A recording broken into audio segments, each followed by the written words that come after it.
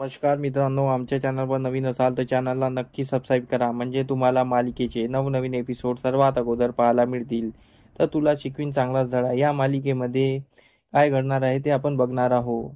इकडे अक्षराने स्वप्न बघत असते की अक्षराने फॅक्टरीमध्ये येऊन अधिपतीला सर्व खरं सांगितलेलं आहे, पण तसं काही घडत नसते.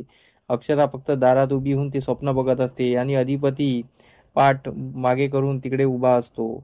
तर अक्षरा स्वप्नाच्या बाहेर येते तेव्हा अक्षराला वाटते की आपण बघित होतो ते स्वप्न होतं, ते खऱ्यात नव्हतं.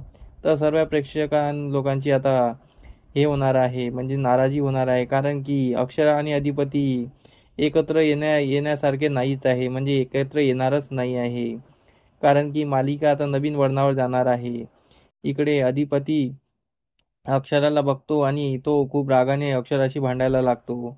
तो अक्षराचं काही ऐकून घेत नाही, त्यामुळे तो अक्षरा पण त्याच्यावर चिडते आणि अक्षरा पण आपलं जे काही आहे खरं सांगण्याची कोशिश करत असते, पण अधिपती काहीच ऐकून घेत नाही. तो बोलतो की तुम्ही आईसाहेबाविरुद्ध पोलिसात कंप्लेंट केली, त्यामुळे आपल्या दोघातलं सर्व नातं संपलेलं आहे. तुम्ही माझ्या आईसाहेबाविरुद्ध कंप्लेंट केली म्हणजे तिथेच सर्व संपलेलं आहे. आता मला तुमचं थोबाड सुद्धा पाहायचं नाही आहे, असं अधिपती बोलत असतो. आणि इकडे भुवनेश्वरी आणि दुर्गेंनी नवीन प्लॅन केलेला असतो आणि शेवटचा प्लॅन केलेला असतो की अक्षरा आणि अधिपतीला हे वेगळं करायचं आहे. आणि हा त्यांचा शेवटचा प्लॅन असतो. म्हणजेच आता आपल्याला समजणार आहे की अक्षरा आणि अधिपती हे वेगळे होणार आहे आणि इकडे भुवनेश्वरीचा फावणार आहे की समोर जाऊन भुवनेश्वरीचे जे कारस्थान आहे सर्वांसमोर येणार आणि ह्या सिरियलचा एंड होणार.